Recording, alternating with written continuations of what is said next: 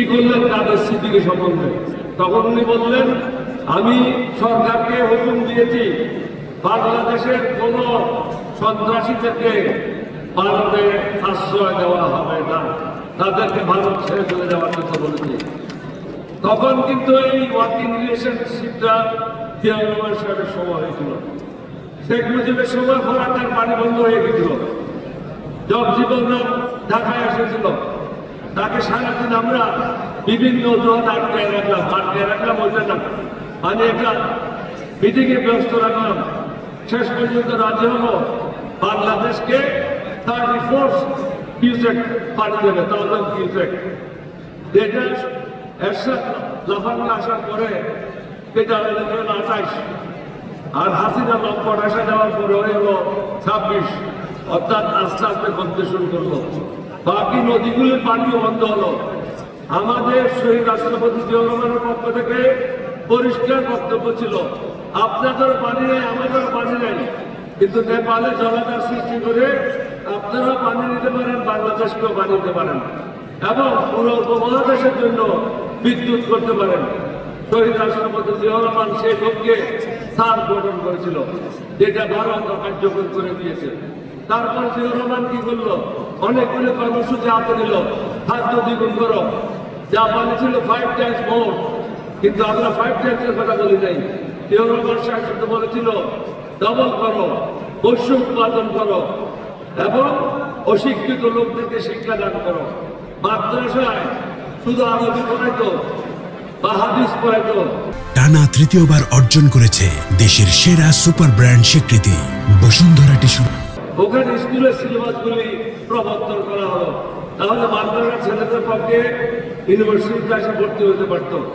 অনেকগুলি আজকে যে সংস্কার করতেছে, আমেরিকান থেকে এসে সংস্কার করতেছে, এগুলি তো আমাদের সাথে ফাট করতেছে, এগুলি সংস্কার না, এইগুলি ছিল সত্যকারের সংস্কার।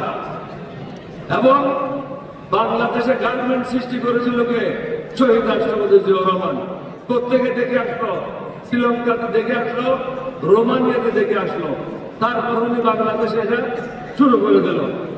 আমি এগুলি বলার উদ্দেশ্য হচ্ছে, বাংলাদেশে যতগুলি সংস্কার হয়েছে, আইন শৃঙ্খলা পরিবর্তন হয়েছে, একটা জিনিস চিন্তা করেন, এতগুলি কু হওয়ার পরে বাংলাদেশের অবস্থাটা কি ছিল? অত্যন্ত নাজুক অবস্থায় ছিল। শহীদ রাষ্ট্রপতি জিয়া রহমান প্রত্যেকটা ক্যান্টনমেন্টে আমরা দুজন গিয়েছি, প্রত্যেকটা ক্যান্টনমেন্টে গিয়ে আমরা নিরস্ত্রভাবে গিয়েছি, তাদেরকে বুঝিয়েছি ভারতের ফাঁদে পড়ে না, বাংলাদেশের হয়ে কাজ করো, বাংলাদেশের জন্য কাজ করো, ভারতের দালাল হিসেবে নয়, বাংলাদেশের দালাল হিসেবে কাজ করো। শহীদ রাষ্ট্রপতি জিয়া রহমান ছিল আউট একজন বাংলাদেশি, তিনি অন্য দেশের দালালি করে নাই, তিনি শুধু বাংলাদেশের জন্য কাজ করেছেন। বাংলাদেশের মানুষ কিভাবে চাকরি পাবে সেটা তিনি করেছেন। শিল্প বিপ্লব তার সময় হয়েছে, কৃষি বিপ্লব বলেন, খাল খনন বলেন, অশিক্ষিত লোকদের শিক্ষা করেন, টেকনিক্যাল বলেন, এবং বিদেশে যাওয়ার জন্য রাস্তা খুলে দিল। সবাইকে বলে দিল পাসপোর্ট করো, যে যেদিকে পারো ছুটে যাও, বিদেশে যাইতে থাকো, দেশের জন্য আয় করো। এখানে বলতে মহাসচিব আমার দিকে তাকাচ্ছি, আর অর্থ বলে শেষ করতে হবে। তো যাও, আমি আর সময় নষ্ট করবো না।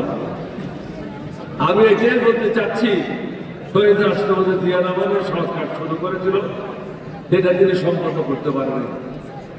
তারেক রহমান সাহেব দেখে আজ আমাদের বক্তব্য শুনছেন, তাকে অনুরোধ করব, আপনার আব্বা যেখানে শেষ করেছেন, আপনি সেখান থেকে ধরে আগের দিকে আগে যান। আমরা আমাদের